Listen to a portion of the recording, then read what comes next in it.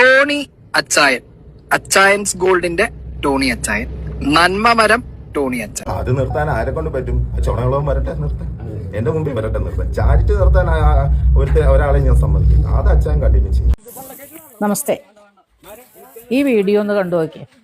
അങ്ങനെ സീക്രട്ട് ഏജന്റിനെ വലിച്ചു കീറി സത്യഭാമ ടീച്ചർ കഴിഞ്ഞ ദിവസം സോഷ്യൽ മീഡിയയിൽ പങ്കുവച്ച പോസ്റ്റ്. എന്ത് പറ്റിയടാ?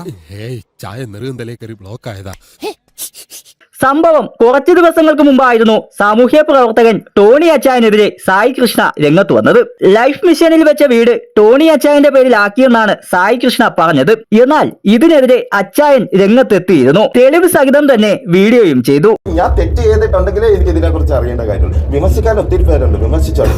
സ്നേഹിക്കുന്ന ഈ വിമർശിക്കുന്ന നിരവധി പേരാണ് സായി കൃഷ്ണയെ വിമർശിച്ചുകൊണ്ട് രംഗത്തെത്തിയത്.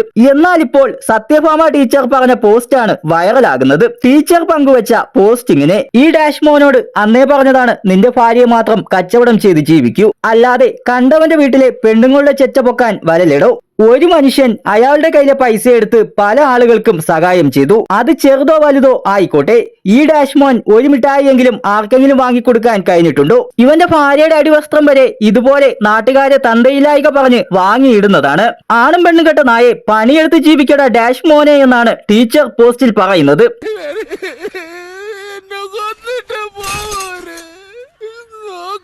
എന്തൊക്കെ പറഞ്ഞാലും സത്യഭാമ ടീച്ചർ ആള് പുലി തന്നെ. സോഷ്യൽ മീഡിയയിൽ വന്നിങ്ങനെ തെറി പറയാനും അപാര തൊലിക്കെട്ടിയൊന്നും പോരാ. ഈ സംഭവത്തിനോട് നിങ്ങളുടെ അഭിപ്രായം എന്താണ്? വിലയേറിയ കമന്റുകൾ രേഖപ്പെടുത്തുക.